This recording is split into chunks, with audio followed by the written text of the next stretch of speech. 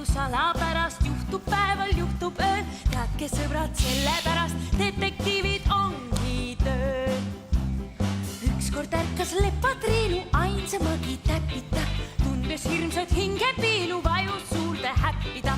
Detektiiv, kes elu näinud, selgeks tegi temale, täpid külla olid läinud Lepatriinu emale. Vaata taha, vaata ette, kas ehk jälgi